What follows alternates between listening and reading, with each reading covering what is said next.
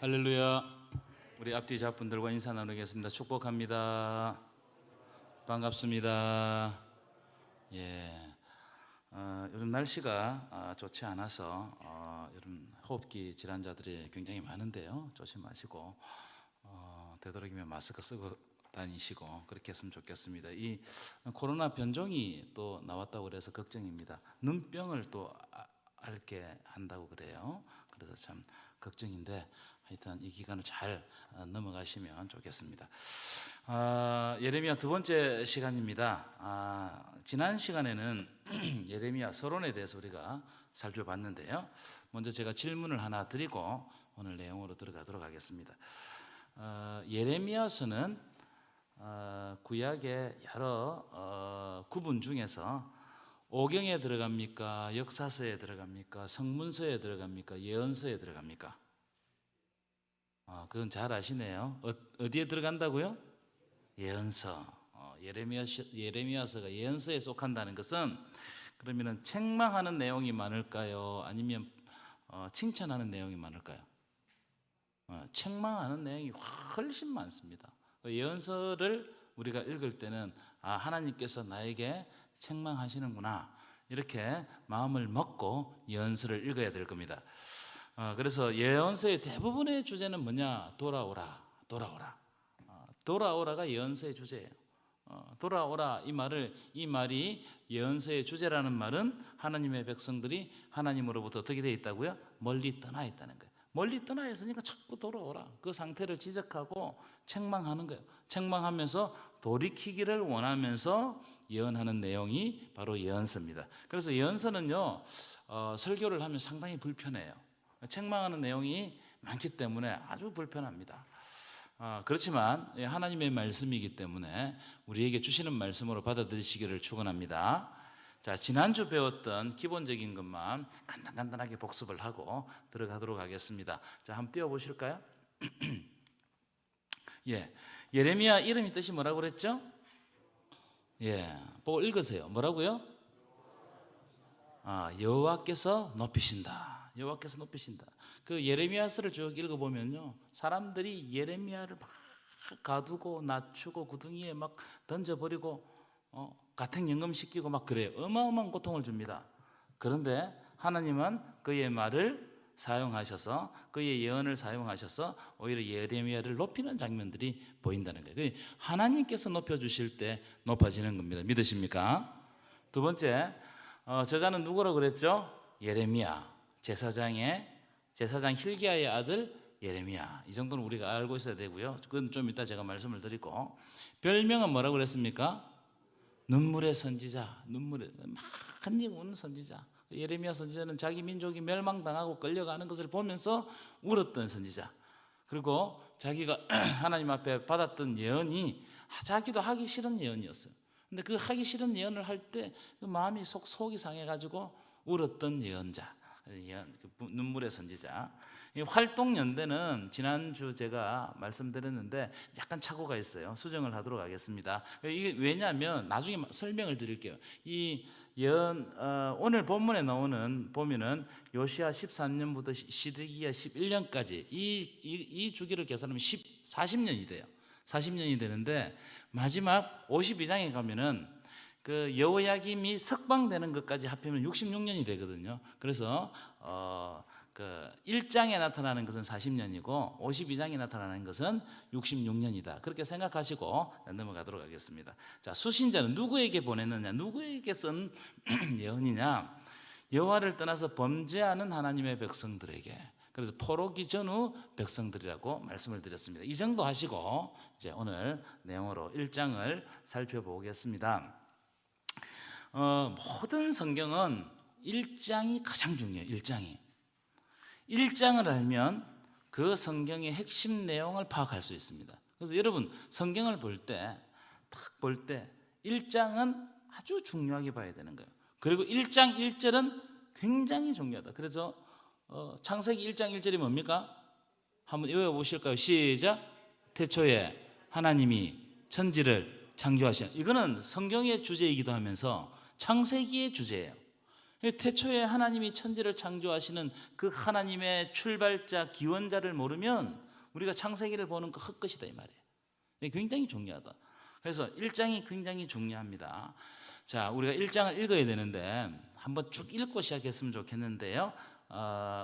드라마 바이블 준비됐어요? 한번 쭉 읽어보는 것이 중요하다. 네. 잘 보십시오. 예레미야 제1장. 베냐민 땅 아나돗의 제사장들 중 hilki야의 아들 예레미야의 말이라. 아모니 아들 유다 왕 요시야가 다스린 지 13년에 여호와의 말씀이 예레미야에게 임하였고, 요시야의 아들 유다의 왕 여호야김 시대부터 요시야의 아들 유다의 왕 시드기야의 11년 말까지, 곧 5월에 예루살렘이 사로잡혀 가기까지 임하니라. 여호와의 말씀이 내게 임하니라. 내가 너를 모태에 짓기 전에 너를 알았고, 네가 배에서 나오기 전에 너를 선별하였고, 너를 여러 나라의 선지자로 세웠노라. 내가 이르되 슬프도소이다. 주 여호와여 보소서, 나는 하이라 말할 줄을 알지 못하나이다 하니, 여호와께서 내게 이르시되 너는 아이라 말하지 말고 내가 너를 누구에게 보내든지 너는 가며 내가 네게 무엇을 명령하든지 너는 말할지니라. 너는 그들 때문에 두려워하지 말라. 내가 너와 함께하여 너를 구원하리라. 나 여호와의 말이니라. 하시고 여호와께서 그의 손을 내밀어 내 입에 대시며 여호와께서 내게 이르시되 보라, 내가 내 말을 네 입에 두었노라. 보라, 내가 오늘 너를 여러 나라와 여러 왕국 위에 세워 네가 그것들을 뽑고 파괴하며 파멸하고 넘어뜨리며 건설하고 심게 하였느니라. 여호와의 말씀이 또 내게 임하니라. 에레미야야, 네가 무엇을 보느냐? 내가 살구나무 가지를 보나이다. 네가 잘 보았도다. 이는 내가 내 말을 지켜 그대로 이루려 함이라. 여호와의 말씀이 다시 내게 임하니라. 네가 무엇을 보느냐? 끓는 가마를 보나이다. 그 윗면이 북에서부터 기울어졌나이다. 재앙이 북방에서 일어나 이 땅의 모든 주민들에게 부어지리라. 내가 북방 왕국들의 모든 족속들을 부를 것인즉 그들이 와서 예루살렘 성문 어귀에 각기 자리를 정하고 그 사방 모든 성벽과 유다 모든 성읍들을 치리라. 여호와의 말이니라. 무리가 나를 버리고 다른 신들에게 분향하며 자기 손으로 만든 것들에 절하였은즉 내가 나의 심판을 그들에게 선고하여 그들의 모든 죄악을 징계하리라. 그러므로 너는 내 허리를 동이고 일어나 내가 네게 명령한 바를 다 그들에게 말하라. 그들 때문에 두려워하지 말라. 내가 그들 앞에서 두려움을 당하지 않게 하리라. 보라, 내가 오늘 너를 그 온 땅과 유다 왕들과 그 지도자들과 그 제사장들과 그 땅 백성 앞에 견고한 성읍, 쇠기둥, 노성벽이 되게 하였은즉 그들이 너를 치나 너를 이기지 못하리니 이는 내가 너와 함께하여 너를 구원할 것임이니라. 여호와의 말이니라. 아멘. 아멘.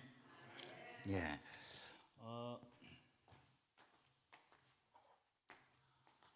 이 우리가 금방 읽었던 성경은요, 바이블, 그 드라마 바이블입니다. 그래서 성우들이 참여해가지고 입체적으로 읽었어요. 그래서 여러분들이 이 프로그램 언제든지 쓰실 수 있거든요. 그래서 쓰시면 되겠고, 이게 이제 예전에는 구약에는 어떤 성경 공부를 이렇게 하는 것보다 성경을 함께 읽었어요.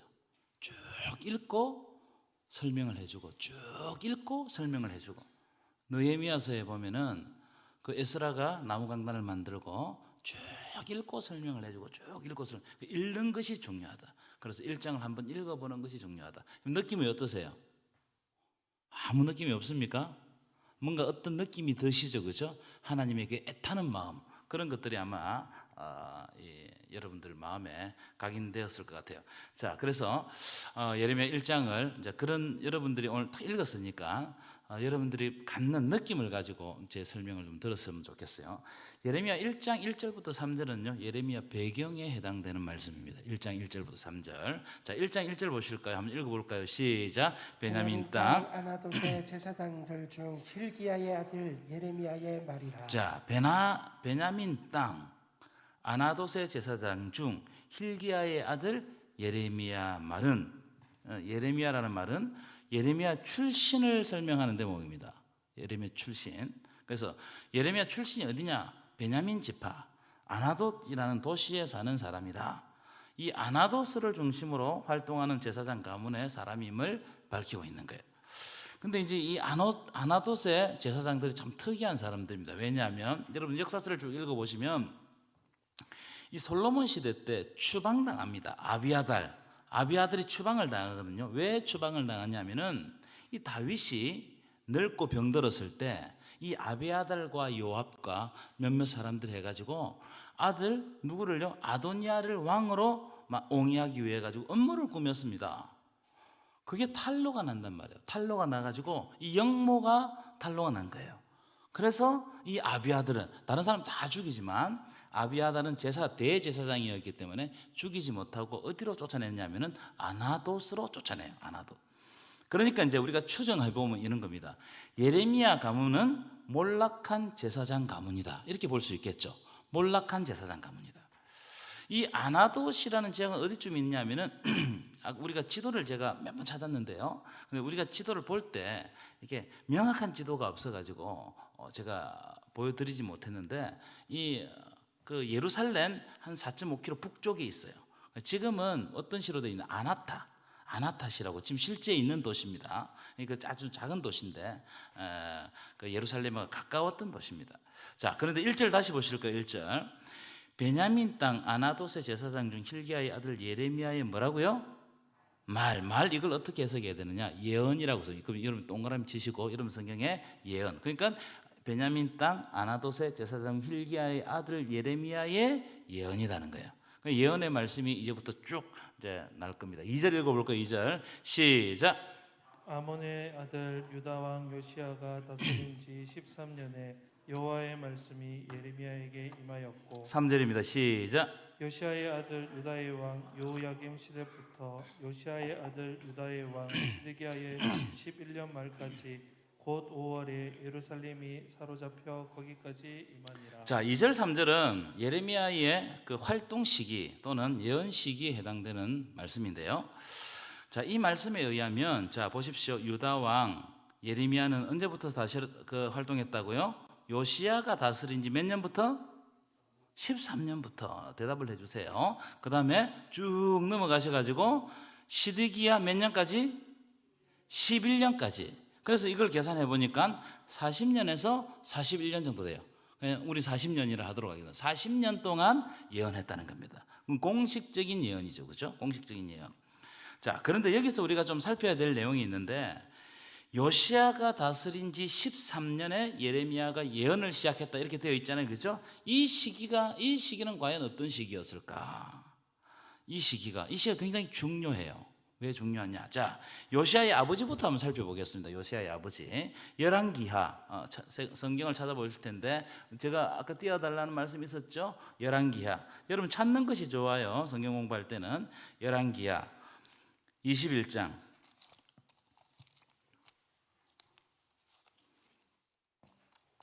열왕기 21장 19절부터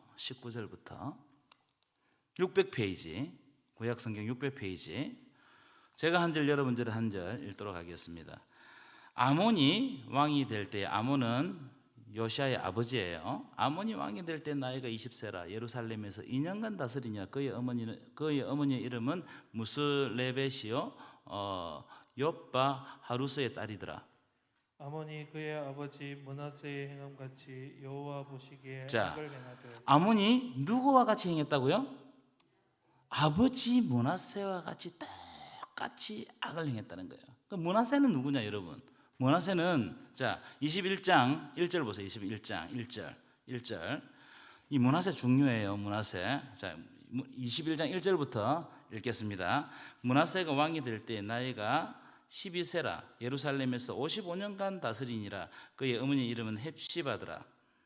므낫세가 여호와 보시기에 악을 행하여 여호와께서 이스라엘 자손 앞에서 쫓아내신 이방 사람의 가정한 일을 따라서 그의 아버지 히스기야가 헐어버린 산당들을 다시 세우며 이스라엘의 왕 아합의 행위를 따라 바알을 위하여 제단을 쌓으며 아세라 목상을 만들며 하늘의 1월 성신을 경배하여 섬기며 여호와께서 전에 이르시기를 내가 내 이름을 예루살렘에 두리라 하신 여호와의 성전에 제단들을 쌓고 또 여호와의 성전 두 마당에 하늘의 1월 성신을 위하여 제단들을 쌓고 또 자기의 아들을 불 가운데로 지나게 하며 점치며 사수를 행하며 신접한 자와 박수를 신임하여 여호와께서 보시기에 악을 많이 행하여 그 진노를 일으켰으며 또 자기가 만든 아로색인 아세라 목상을 성전에 세웠더라. 옛적에 여호와께서 이 성전에 대하여 다윗과 그의 아들 솔로몬에게 이르시기를 내가 이스라엘 모든 지파 중에서 택한 이 성전과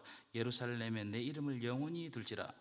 만일 이스라엘이 나의 모든 명령과 나의 종 모세가 명령한 모든 율법을 지켜 행하면 내가 그들의 발로 다시는 그의 조상들에게 준 땅에서 떠나 유리하지 아니하게 하리라 하셨으나 이 백성이 듣지 아니하였고 므낫세의 깸을 받고 악을 행한 것이 여호와께서 이스라엘 자손 앞에서 멸하신 여러 민족보다 더 심하였더라. 여호와께서 그의 종 모든 선지자들을 통하여 말씀하여 이르시되 유다 왕 므낫세가 이 가증한 일과 악을 행함이 그 전에 있던 아모리 사람들의 행위보다 더욱 심하였고 또 그들의 우상으로 유다를 범죄하게 하였도다. 그러므로 이스라엘의 하나님 여호와가 말하노니 내가 이제 예루살렘과 유다에 재앙을 내리리니 듣는 자마다 두 귀가 울리리라. 자, 그다음 보십시오. 13절 내가 사마리아의 젠줄과 아합의 집을 다림 보던 추를 예루살렘에 베풀고 또 사람이 그릇을 씻어 엎은같이 예루살렘을 씻어 버릴지라. 내가 나의 기업에서 남은 자들을 버려 그들의 원수의 손에 넘긴즉 그들이 모든 원수에게 노략거리와 겁탈거리가 되리니 함께 읽겠습니다. 시작. 이는 애굽에서 나온 그의 조상 때부터 오늘까지 내가 보기에 악을 행하여 나의 진노를 일으켰음이니라 하셨더라. 이 므낫세라는 사람은 이스라엘 역사 중에서 가장 악한 왕이에요. 가장 악한 왕.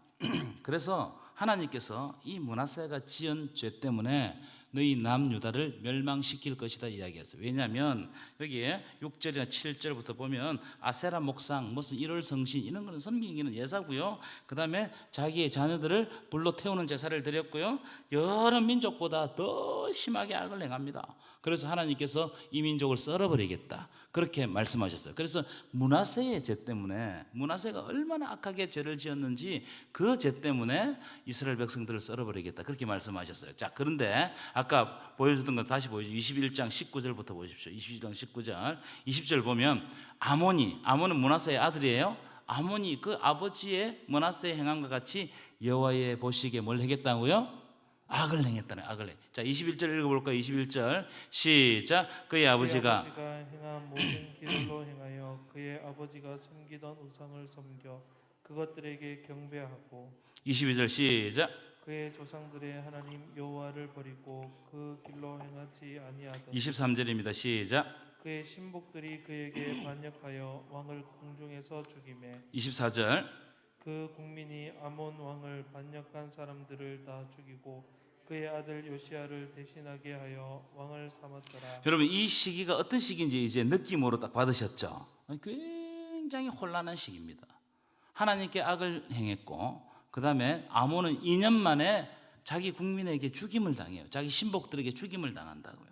자, 22장 1절 이때 이제 요시야가 등장하는데 22장 1절입니다. 시작. 요시야가 왕위에 오를 때 나이가 몇 세라고요? 8세라 8세 8살짜리가 이제 왕이 되었어요. 그 다음에 읽어볼까요? 시작. 예루살렘에서 31년 예루살렘 몇 년간 다스렸다고요? 31년간.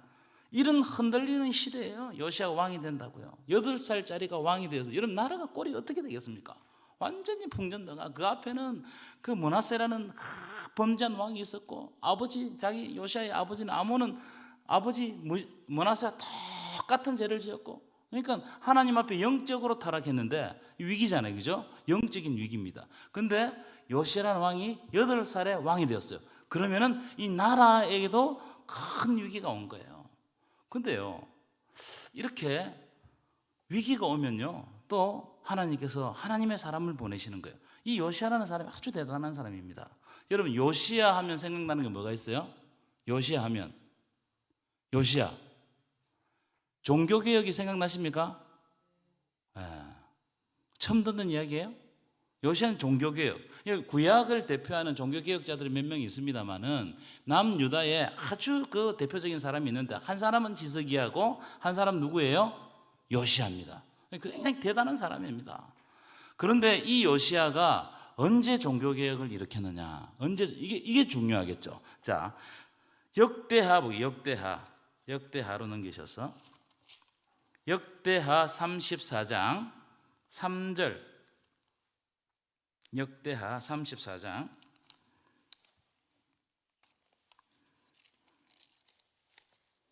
3절. 자, 1절부터 읽어볼까요? 1절부터 제가 읽을게요. 요시아가 왕위에 오를 때 나이가 8세라 예루살렘에서 31년 동안 다스리며 여호와 보시기에 정직하게 행하여 그의 조상 다윗의 길로 걸으며 좌우로 치우치지 아니하고. 자, 3절입니다. 잘 보십시오. 아직도 어렸을 때에 곧 왕위에 있은 지 몇 년에? 8년에. 그럼 몇 살입니까? 16살에. 그렇죠? 16살에 그의 조상 하나님, 다윗의 하나님을 비로소 찾았어요. 그러니까 이 요시아가 16살이 되어서 자기가 인격적으로 하나님을 만난 거예요. 이게 굉장히 중요하죠. 우리가 입교하듯이 하나님을 만난 거예요. 그 다음 보십시오. 자, 그 다음 읽어볼까요? 같이 읽겠습니다. 시작. 그의 조상 다윗의 하나님을 찾고, 그 다음에 시작. 제12년에 유다와 예루살렘을 비로소 정결하게 하여. 자, 여기 중요해요. 동그라미 치세요. 제12년이 중요해요. 제12년. 그러니까 요시아가 12년부터 종교개혁을 단행했다는 거예요. 16살 때 하나님을 만나고 하나님을 찾기 시작했고, 그 다음에 12년에 12년 몇 살입니까? 그러면 요시아 나이 20살 때, 20살 때 이제 종교개혁을 시작한 거예요. 자, 그럼 이제 다시 오늘 본문으로 돌아가 보실까요? 본문 오늘 예레미야 1장입니다. 예레미야 1장 아까 보여주실까요? 아까. 자, 예레미야 1장 2절 3절 다시 보십시오. 2절 3절. 자, 2절 읽어보겠습니다. 시작. 아몬의 아들 유다 왕 요시아가 다스린 지 13년에 여호와의 말씀이 예레미야에게 임하였고. 예레미야가 하나님의 말씀을 받은 해가 언제라고요? 요시아가 다스린 지 13년에. 요시아가 다스린 13년에. 요시아는 언제부터 종교개혁을 단행했어요? 아까 잊어먹었죠? 12년부터 종교개혁을 단행했어요. 그러니까 이 시기가 엄청나게 중요한 시기입니다. 요시아가 종교개혁을 하고 난 다음에 1년 후에 예레미야는 하나님의 말씀을 받았다 이 말이에요. 굉장히 중요한 시기다. 그러니까 요시아와 예레미야는 아주 중요한 시기에 하나님의 뜻을 증거하는 그런 귀한 사람이었다는 거예요. 자, 그런데 3절 보시죠. 3절 읽겠습니다. 시작. 요시아의 아들 유다의 왕 여호야김 시대부터 요시아의 아들 유다의 왕 시드기야의 1년 말까지 곧 5월에 예루살렘이 사로잡혀 가기까지 임하니라. 여러분, 이게 무슨 말씀입니까? 요시아의 종교개혁이 성공했단 말이에요? 성공하지 못했단 말이에요? 성공하지 못했단 말이에요. 성공하지 못했다. 요시아는 결국 바로 느고랑 전쟁을 하다 죽거든요. 바로 느고랑 무깃도에서 전쟁을 하다 죽어요. 성공하지 못합니다. 그런데 성공하지 못하니까는 그 아들 때까지 이 종교개혁이 이어지지 않았다 이 말이에요. 결국 그래서 어떻게 되냐? 시드기야 11년에 되면은 다 사로잡혀 갔다. 요시아의 종교개혁을 성공하지 못하고 하나님의 백성들이 변하지 않았고 그 속에서 하나님께로 돌아가지 않았다는 거예요. 그러니까 그래서 하나님의 백성들이 다 포로 잡혀갔다 이거예요. 이 이야기를 우리가 읽었던 22절 3절에서 딱 보여주고 있는 거예요. 여러분, 이 죄의 문제가 잘 안 끊어집니다. 하나님께로 돌아가는 문제가 잘 안 끊어져요. 제가 발톱 무좀이 있거든요. 발톱 무좀. 그 발톱 무좀 정말 정말 안 났더라고요. 진짜 안 나. 그래서 제가 우리 교회에 와가지고 발톱무좀이 너무 커져가지고 그걸 낫기 위해 가지고 이제 바르는 이제 약은 먹긴 싫고 바르는 약을 바르기 시작했습니다. 이제 몇 년째 바르냐면 제가 4년째 바르고 있어요. 매일 밤마다 바릅니다. 씻고 난 다음에 꼭 바르고 꼭 발라요. 근데 이제 지금 발톱이 굉장히 얇아졌고 많이 이제 낫게 됐는데 이게 한번 이게 딱 걸리니까요 낫지를 않아요. 낫지를 않아. 이 죄의 문제도 마찬가지예요. 이렇게 즐기는 거예요. 우리가 왜 죄로 돌아가느냐? 이 죄가요 우리를 그만두지 않습니다. 요시아가 그렇게 종교개혁을 해도 그 앞에 므낫세와 아몬이 지었던 죄들이 백성들에게 그대로 남아 있는 거예요. 그대로 남아 있으니까 어떻게 됐냐? 하나님께서 사로잡아가게 하셨다 이 말이에요. 그러니까 여러분 우리가 이런 말씀을 볼 때 우리가 하나님께로 돌아가야 되겠다. 그런 마음을 품으셔야 된다는 거예요. 자, 이런 위기의 시대에 하나님이 예레미야를 부르셨습니다. 자, 부르시는 장면 한번 볼까요? 자, 4절입니다. 4절. 그다음 내가 펴드릴게요. 4절입니다. 4절부터 10절까지는 하나님께서 부르시는 장면입니다. 자, 4절 시작. 여호와의 말씀이 내게 임하니라 이르시되. 자, 여호와의 말씀이 누구에게 임했다고요? 예레미야에게 임했다. 하나님께서 예레미야를 부르셨다는 거예요. 하나님 콜링했다는 겁니다. 여러분, 하나님의 말씀이 임할 때 우리가 하나님께로 돌아가는 거예요. 믿으십니까? 하나님의 말씀이 임하는 거예요. 하나님의 말씀이 부딪히는 것이 중요해요. 그래서 이런 말씀의 시간은 여러분들이 되도록이면 지키시고 말씀의 시간에 집중하셔야 돼요. 이 말씀이 부딪혀 올 때 하나님께서 여러분들이 은혜 주실 줄 믿습니다. 자, 5절 읽고 5절 시작. 내가 너를 모태에 짓기 전에 너를 알았고 내가 배에서 나오기 전에 너를 성별하였고 너를 여러 나라의 선지자로 세우느라. 자, 5절은 세 가지 의미를 우리들에게 보여줘요. 첫 번째, 모태에 짓기 전에 너를 선택했다. 이 모태에 짓기 전에 너를 선택했다 이 말은 영원전에 우리를 선택하셨다. 여러분, 하나님께서는 우리를 영원전에 선택하셨음을 믿으시기 바랍니다. 우리를 영원전에 선택하셨어요. 예레미야를 부르시면서 이 말씀을 주시는 거예요. 내가 모태에서 너를 짓기 전에 영원전부터 너를 선택했다. 여기 알았고 있죠, 그죠? 모태에 짓기 전에 너를 알았고. 이 알다란 말은 야다란 말이에요. 야다. 히브리어로 야다란 말인데 완전히 알아버리다. 완전히 알아버리다. 그래서 하나님께서는 우리의 머리털까지 세신 바 된다고 말씀하셨죠, 그죠? 그렇게 우리를 아신다는 거예요. 인격적으로 우리를 만나시기를 원하신다는 거예요. 두 번째, 성별했다는 거예요. 내가 너를 성별했다. 성별했다 말은 거룩하게 구별했다 이 말이거든요. 하나님께서 쓰시기 위해서 우리를 이미 구별했다는 거예요. 여러분, 하나님께서 여러분들을 구별해 주신 줄 믿습니다. 세 번째, 세웠다는 거예요. 하나님이 너를 세웠다는 거예요. 인간이 불러 세운 것이 아니고 하나님이 세웠다는 거예요. 이것은 누구의 방해에도 흔들리지 말라. 누가 방해해도 하나님이 세웠으니까 네 흔들릴 필요 없다. 또 한 가지는 인간적인 괴로움이 와도 절대로 하나님이 세웠다는 것을 잊어서는 안 된다. 여러분, 우리가 교회에서 직분을 받고 하나님으로부터 일을 받잖아요. 이것은 첫 번째, 하나님이 세운 거예요. 그래서 누가 방해해도 흔들리지 말아야 돼요. 어떤 사람이 방해해도 흔들려서는 안 돼요. 두 번째, 어떤 인간적인 괴로움이 와도 하나님이 세웠다는 것을 잊어서는 안 돼요.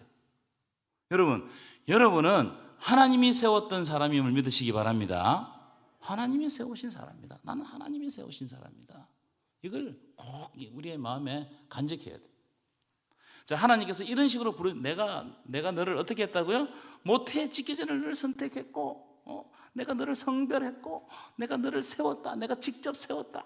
이렇게 말을 하니까 예레미야가 뭐라고 이야기합니까? 예레미야 대답을 한번 보실까요? 6절 읽어보겠습니다. 시작. 내가 이르되 슬프도소이다 주 여호와여 보소서 나는 아이라 말할 줄을 알지 못하나이다 하니. 이게 무슨 말입니까? 내가 어립니다. 나는 부족합니다. 나는 능력이 없습니다. 여기 보시면 내가 이르되 슬프도소이다. 이 슬프도소이 동그라미 치보세요. 슬프도소이다.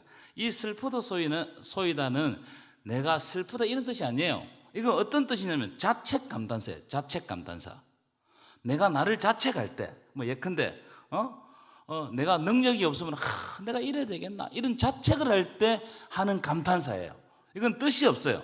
내가 이르되 주 여호와여 보소서 자기를 자책하고 자기를 한심하게 생각하면서 주 여호와여 보소서 나는 아이라 말할 줄을 알지 못합니다. 이 예레미야, 여러분 예레미야에 우리 이제 앞으로 쭉 그걸 보겠지만 예언을 보겠지만 예레미야는 탁월한 선지자이고 위대한 선지자예요. 그런데 하나님께서 예레미야를 딱 부르실 때 예레미야가 했던 말이 나는 아이라 말할 줄을 알지 못합니다. 나는 능력이 부족합니다. 나는 예언자가 될 수 없습니다. 이런 이야기예요.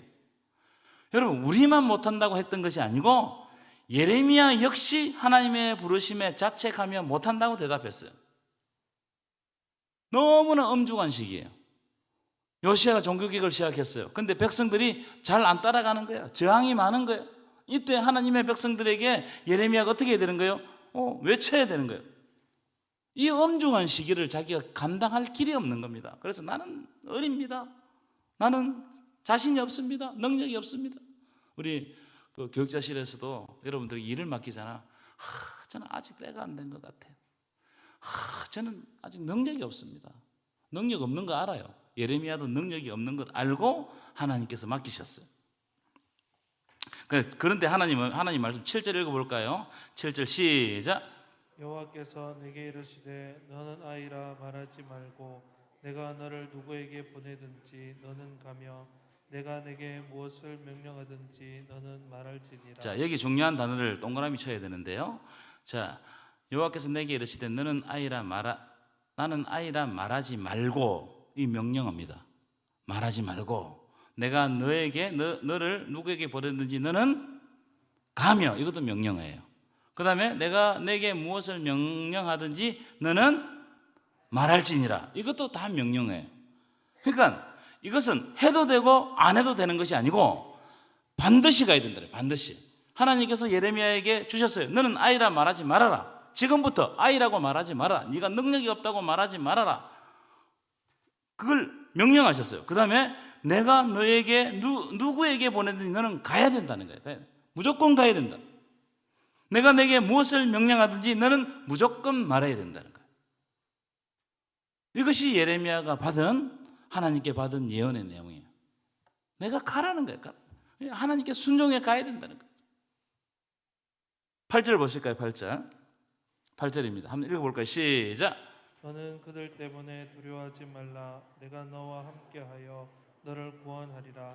나 여호와의 말이니라 하시고. 무슨 말입니까? 지금 예레미야가 이 명령을 받았을 때 예레미야는 상당히 두려워가 있었습니다. 앞으로 살펴보겠지만 예레미야의 예언의 초점이 뭐냐? 너희들이 바벨론이 쳐들어오면은 저항하지 말고 포로로 잡혀가라는 말이에요. 이 말을 이제 선언하고 선포해야 되는데 이 말을 하면 여러분 어떻게 되겠습니까? 매국노가 되고 사람들이 자기를 가만두겠어요? 그 민족주의가 강한 유대 민족이 가만두겠습니까? 그래서 너무나 두려운 가운데 있었어요. 그런데 하나님께서 뭐라고 말씀하시냐? 너는 그들 때문에 두려워하지 말아라. 네가 예언하는 예언의 대상 때문에 두려워하지 말아라. 내가 너와 함께 하겠다. 내가 너를 구원해 주겠다. 여러분, 오늘 이 시간에도 하나님께서 여러분들과 함께 하시는 줄 믿습니다. 오늘 이 시간에도 하나님께서는 여러분들을 구원해 주시는 줄 믿습니다. 그리고 하나님이 어떻게 말씀하시냐? 9절입니다. 9절. 참 중요한 장면 같아요. 9절 시작. 여호와께서 그의 손을 내밀어 내 입에 대시며 여호와께서 내게 이르시되 보라 내가 내 말을 내 입에 두었노라. 이게 무슨 말이냐면 아마 예레미야가 나 부족합니다. 나는 말할 줄도 모릅니다. 아이입니다. 이런 이야기를 했잖아요. 그런데 하나님께서 예레미야 입에다 대시면서 내가 내 말을 네 입에 넣어두었다는 거예요. 이 말은 무슨 말이냐면 네가 말을 하고자 할 때 하나님께서 너에게 말할 것을 생각나게 해주신다는 거예요. 이 이야기입니다. 그걸 말하는 것을 두려워하지 말라는 거예요. 하나님께서 지혜로 너에게 말해야 될 것을 알게 하신다는 거예요. 여러분들이 하나님의 말씀을 가지고 이웃에게 복음을 전가하면 말해야 될 것들을 하나님께서 여러분의 입에 넣어주실 줄 믿습니다.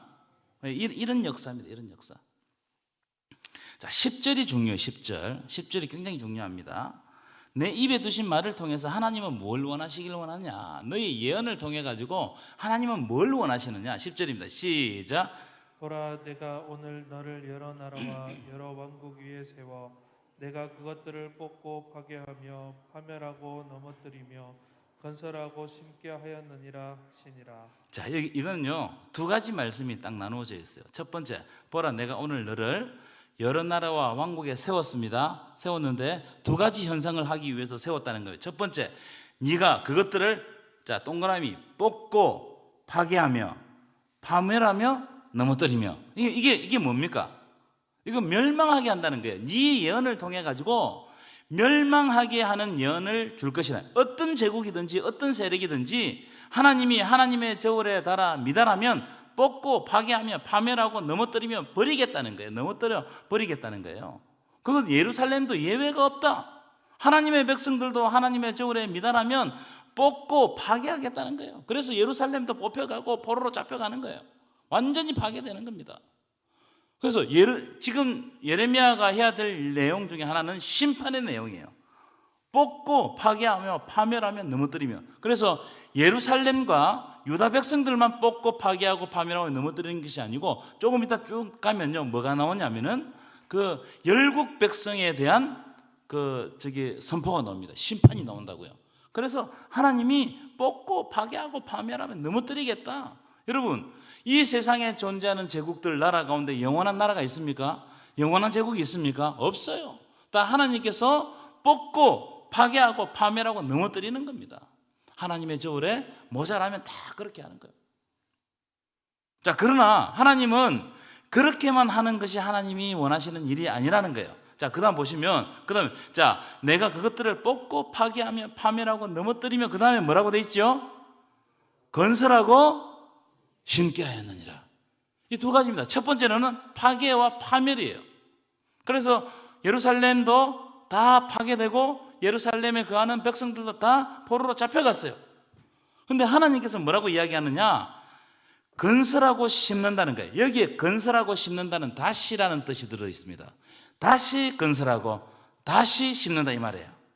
이 말은 비록 뽑히고 파괴되었지만 하나님이 다시 건설하고 이 땅에 심겠다는 하나님의 소망의 말씀이에요. 이건 나중에 70년 바벨론 포로 예언과 맞닿아 있어요. 너희들이 70년 이 포로에 의해 가지고 잡혀가지고 뽑고 파괴하고 파멸당하고 넘어뜨림을 당하지만 하나님께서는 그 잡혀간 그 땅에서 희망을 주고 소망을 줘가지고 이 땅으로 돌아오게 하는 다시 건설하고 심게 하는 역사들을 너희들에게 보여주겠다. 그래서 하나는 뭐예요? 심판에 대한 예언이고 하나는 뭐에 대한 예언이에요? 하나는 회복에 대한 예언이에요. 이것이 예레미야의 예언의 주된 포인트입니다. 하나는 예레미야가 예레미야가 너희들 다 잡혀가고 너희들이 다 멸망당하고 너가 진노를 당할 것이다. 이걸 계속 강조하다가 또 어느 순간 딱 가면요 너희들이 회복된다는 거예요. 70년 후에 회복된다는 거예요. 그 하나님의 약속을 믿으라는 거예요. 여러분, 우리에게 하나님께서 말씀하실 때 우리가 이 세상을 살아가다 보면 어떤 때는요 뽑고 파괴되고 파멸하고 넘어뜨리는 그런 일들이 우리들에게 닥쳐올 때가 있어요. 그러나 여러분, 그것 때문에 절망하지 마세요. 하나님은 반드시 다시 건설하고 다시 심게 하시는 줄 믿습니다. 우리를 그렇게 살려주시는 거예요. 이 말씀이 예레미야의 말씀 속에 들어있다는 거예요. 그래서 우리가 금방 말씀드렸죠. 예레미야는 딱 두 가지로 되어 있어요. 심판과 회복, 심판과 회복. 그러니까 대부분의 예언서가 다 그렇게 되어 있어요. 자, 그 다음 보시겠습니다. 세 번째로는요, 예레미야 1장에는 두 가지 환상이 나옵니다. 이 환상은 예레미야서의 성격을, 예언의 성격을 그대로 드러내줘요. 그러니까 아까 앞에 뽑고 뭐 하고 난 다음에 건설하고 이거 말씀하고 그 다음에 이 두 가지 환상은 이제 앞으로 예언이 어떻게 될 것인가를 딱 보여주는 말씀입니다. 첫 번째 환상은 뭐냐면은 살구나무 환상입니다. 살구나무. 제가 잘 몰라서 그러는데 살구나무 꽃이 먼저 핍니까? 매화꽃이 먼저 핍니까? 매화꽃이 먼저 피죠. 그러니까 우리나라의 매화라고 생각하시면 돼요. 가장 먼저 피는 꽃, 겨울이 지나고 난 다음에 가장 먼저 피는 꽃. 이스라엘에는 살구나무 꽃이 가장 먼저 피나 봐요. 이 살구나무를 딱 가져온 겁니다. 이해하셨습니까? 이해하시면 그렇게 끄떡끄떡. 예. 자, 11절입니다. 11절, 12절입니다. 시작. 여호와의 말씀이 또 내게 임하니라. 이르시되 예레미야야 내가 무엇을 보느냐 하시매 내가 대답하되 내가 살구나무 가지를 보나이다. 여호와께서 내게 이르시되 내가 잘 보았도다. 이는 내가 내 말을 지켜 그대로 이루려 함이라 하시니라. 하나님께서 예레미야의 첫 번째 환상을 보여주십니다. 첫 번째 환상이 뭐냐? 살구나무 환상을 보여. 네가 무엇을 보느냐? 그 예레미야가 딱 환상 중에 보니까 살구나무 가지가 탁 보이는 거예요. 살구나무 가지가. 그래서 하나님께서 내가 살구나무 가지가 보입니다. 이렇게 하니까 네가 잘 보았다. 이는 내가 내 말을 지켜 그대로 이루겠다. 이게 무슨 뜻일까요, 여러분? 이게 무슨 말이냐면은 그 지중해에서 그 팔레스타인에서 가장 겨울이 지나고 난 다음에 가장 먼저 피는 꽃이 뭐라고요? 살구나무예요. 살구나무. 혹독한 겨울에 아무도 여러분 겨울에 마이너스 10도까지 뭐 팔레스타인은 그렇게 안 내려가겠지만 근데 추위를 느끼는 건 비슷하답니다. 제 친구가 저 LA에 사는데 거기는 겨울 되면 한 영상 10도 12도 정도 된대요. 많이 추우면 한 뭐 5도 6도. 우리는 겨울에 따뜻한 거잖아요, 그죠? 근데 그 사람들은 추워 죽겠대. 그러니까 겨울이 되면 어느 나라든지 다 추워요. 다 추워요. 그 나라 사람들이 느끼는 그 체감 온도는 다 추워. 근데 이 혹독한 겨울이 왔어요. 그 혹독한 겨울을 지날 때 밖을 보면 아무도 꽃이 필 거라고 생각을 안 해요. 근데 봄이 딱 다가오면 추운 가운데도 살구나무에는 영락없이 꽃이 피죠. 매화나무에는 영락없이 꽃이 피죠. 꽃이 피는 장면을 보고 아, 봄이 다가왔구나 우리는 느끼잖아요. 그렇죠? 여전히 꽃샘추위도 있고 추운데 봄이 왔다는 것을 느껴요. 그것처럼 지금 시대가 암울해가지고 하나님의 말씀이 전혀 응답되지 않을 것 같지만 하나님의 때가 되면 반드시 응답된다는 거예요. 이 이야기를 하고 있어요. 네가 예언하는 예언을 아무도 믿지 않아도 하나님의 때가 되면 반드시 이루어진다는 거예요.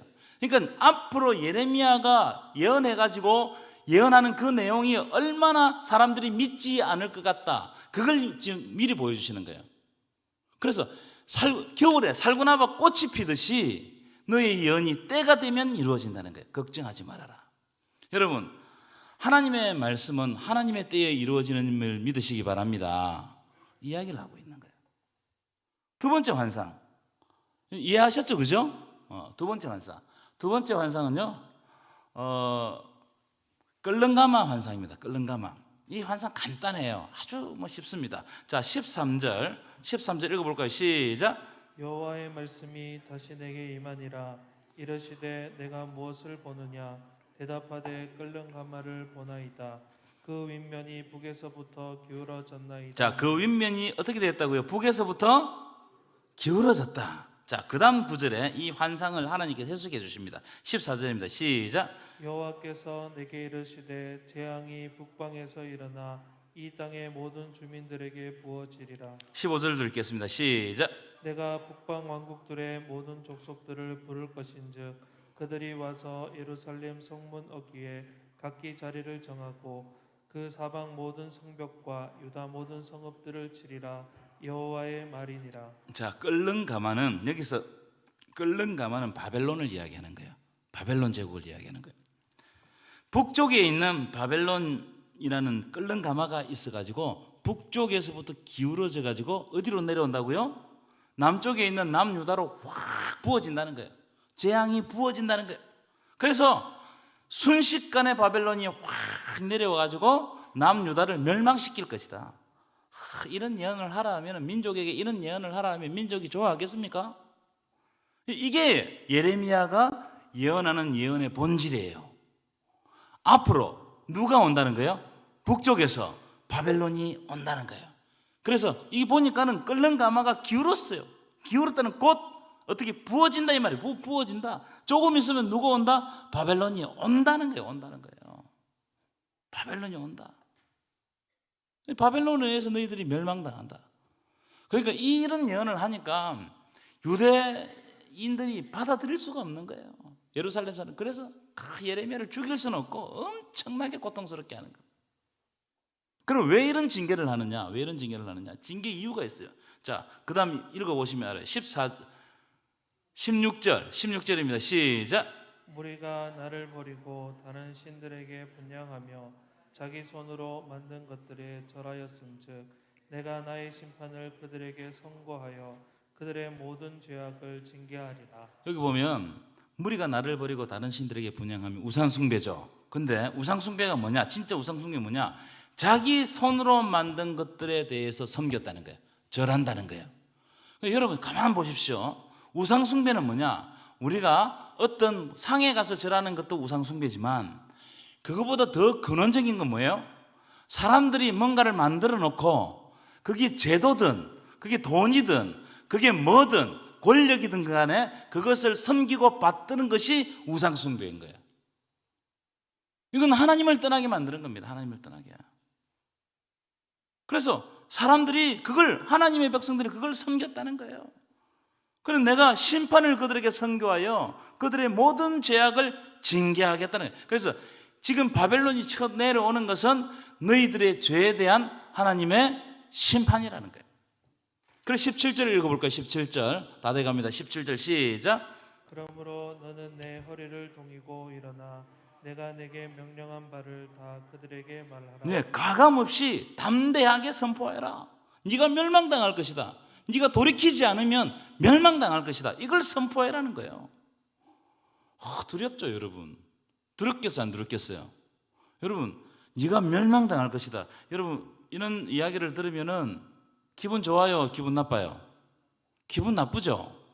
그래도 복됩니다. 축복받을 거예요. 복받을 거예요. 이렇게 해야 기분 좋지.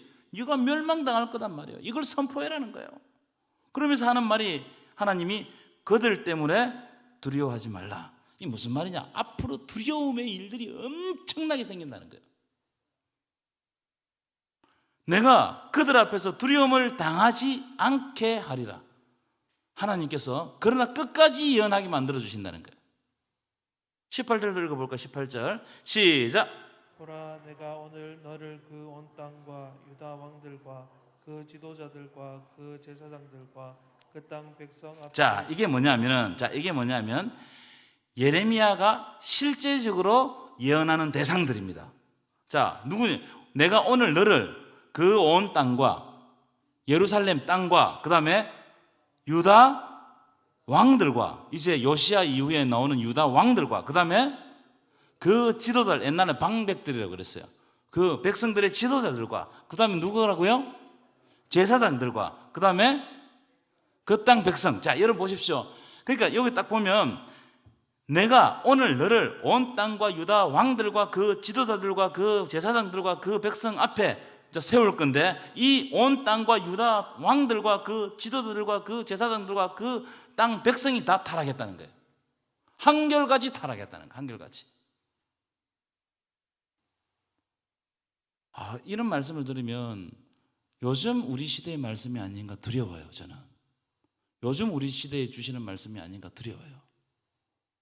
여기 보면은 제사장들도 들어있고요, 왕들도 들어있고요, 지도자들도 들어있고요, 그 땅 백성들도 들어있어요. 우리는 하나님 앞에 타락하지 않았나? 이건 3,500년 전에 3,000년 정도 되겠군요. 3,000년 전의 이야기인가? 이렇게 치부하면 이 말씀은 내 말씀이 될 수가 없어요. 지금 이 말씀을 통해 가지고 보라 내가 오늘 너를 온 땅과 대한민국 온 땅과 대한민국 모든 정치 지도자들과 이 땅의 모든 목사들과 이 땅의 모든 백성 앞에 너를 세웠다는 거예요. 여러분, 우리를 하나님께서 세워주셨음을 믿으시기 바랍니다. 그런데 어떻게 세웠느냐? 견고한 성읍, 쇠 기둥, 놋 성벽이 되게 했다는 거예요. 하나님이 너를 강하게 했다는 거예요. 네가 하나님 말씀에 바로 서고 하나님께로 향해 있다면 하나님께서 너를 강하게 하신다는 거예요. 여러분, 하나님께서 여러분들을 강하게 하실 줄 믿습니다. 두려워하지 말라는 거예요. 두려워하지 말라는 거예요. 하나님의 종으로 서라는 거예요. 하나님의 종으로. 그래서 19절 읽어볼까요? 마지막 구절이죠. 19절 시작. 그들이 너를 치나 너를 이기지 못하리니 이는 내가 너와 함께하여 너를 구원할 것임이니라. 여호와의 말이니. 아멘이십니까?